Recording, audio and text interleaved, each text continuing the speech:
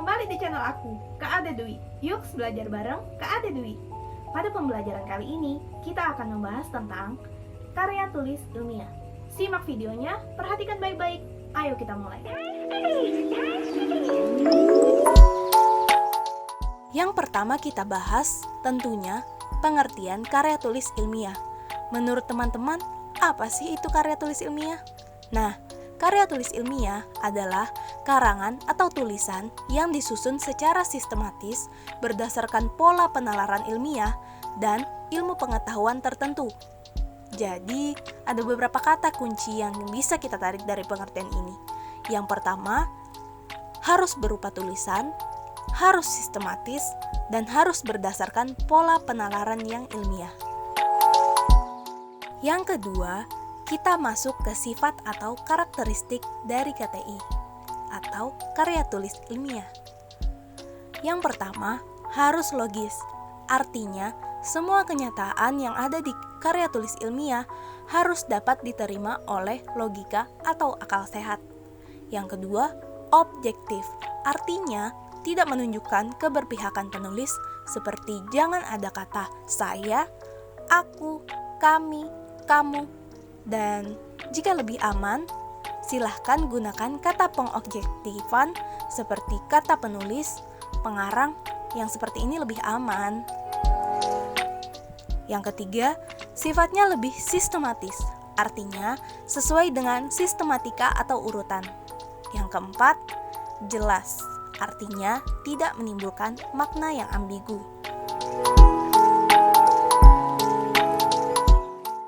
Selanjutnya yang ketiga, kita masuk ke jenis-jenis KTI atau karya tulis ilmiah. Nah, berdasarkan cara penyajiannya, jenis-jenis karya tulis ilmiah dibagi menjadi 3 kelompok. Yang pertama, populer. Yang kedua, semi-formal. Yang ketiga, formal. Kita akan bahas satu persatu. Yang pertama, populer. Nah, karya tulis bagian ini disajikan dengan menggunakan bahasa yang santai, walaupun isinya harus tetap dengan hasil penelitian, tapi bahasa yang digunakan atau tertera dalam karya pengarang mudah dimengerti oleh masyarakat. Contohnya adalah artikel. Yang kedua adalah karya tulis ilmiah semi-formal, yaitu sistematikanya jelas, namun tidak harus memuat seluruh unsur karya tulis ilmiah atau sering disebut karya tulis ilmiah yang lebih ringkas. Contohnya adalah makalah. Yang ketiga adalah karya tulis ilmiah yang bersifat formal, yaitu maksudnya harus memenuhi unsur-unsur kelengkapan akademis secara lengkap. Jadi, mulai dari pendahuluan, itu harus ada latar belakang, rumus masalah, tujuan, manfaat, kemudian isi, harus ada dasar teori, dan lain-lainnya. Pokoknya, tidak boleh ada yang tertinggal. Itu jika kita ingin membuat karya tulis ilmiah formal, contohnya skripsi, tesis, dan disertasi. Yang keempat, ada unsur karya tulis ilmiah. Contoh yang saya fokuskan di sini adalah makalah. Nah, secara umum, makalah dapat dibagi menjadi 2 bagian, yaitu ada bagian tubuh dan ada bagian pelengkap. Di bagian tubuh ada pendahuluan, isi, dan penutup. Sedangkan di bagian pelengkap ada judul, kata pengantar, daftar isi, dan daftar pustaka. Kita bahas satu persatu dulu ya. Yang pertama, ada unsur bagian tubuh. Di unsur bagian tubuh ada pendahuluan, isi, dan penutup. Di dalam pendahuluan ada beberapa poin, yaitu yang pertama adalah latar belakang. Nah, latar belakang idealnya isinya tentang kesenjangan antara harapan dan realita. Bagaimana harapan dan realita tidak sesuai. Maka dari itu, dibutuhkan penelitian yang membahas tentang kesenjangan itu. Yang kedua, ada rumusan masalah, yaitu di mana merupakan suatu pernyataan yang akan dicarikan jawabannya melalui pengumpulan data dalam bentuk penelitian.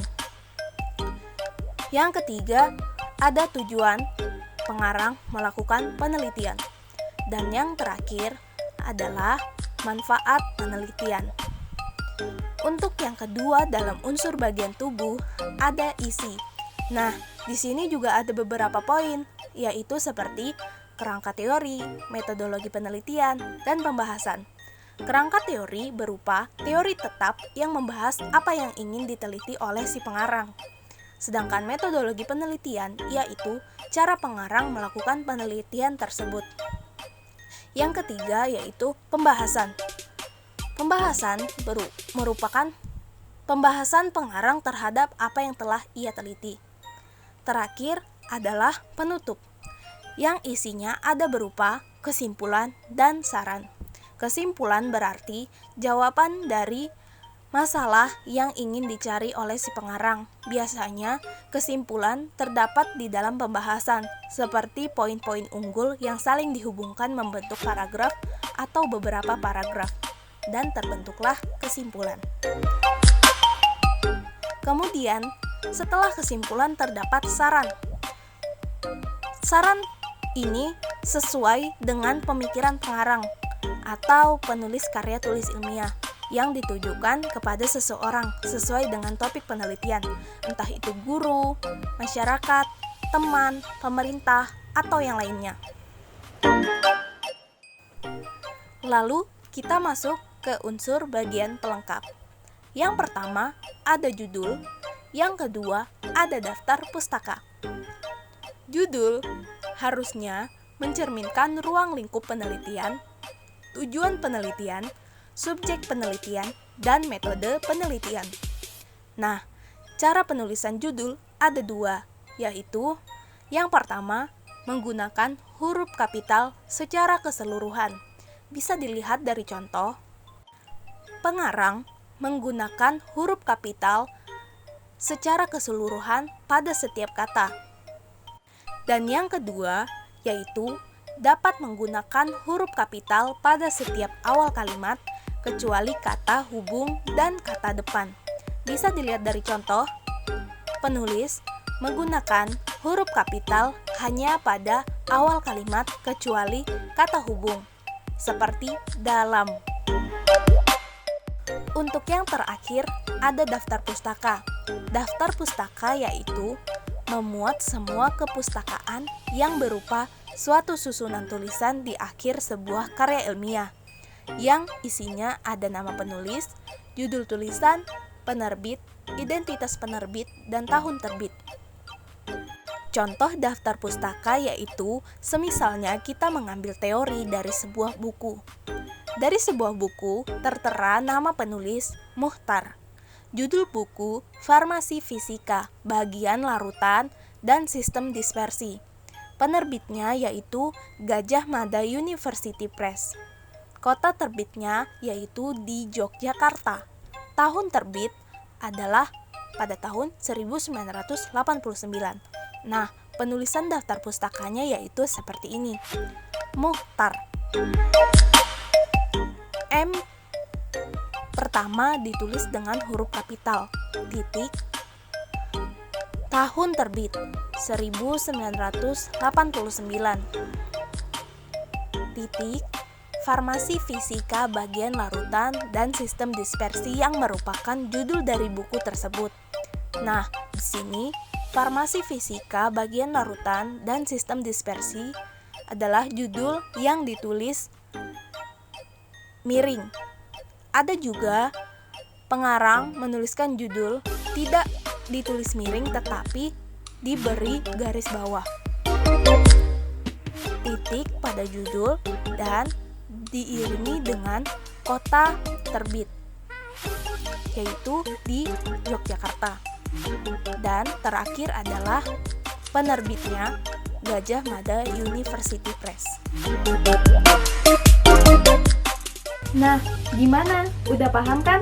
Saya berharap melalui video ini kalian bisa mengerjakan tugas karya tulis ilmiah dengan baik dan benar. Semoga bermanfaat. Saya Kak Ade Dwi pamit undur diri dan sampai jumpa di video berikutnya. Wassalamualaikum warahmatullahi wabarakatuh.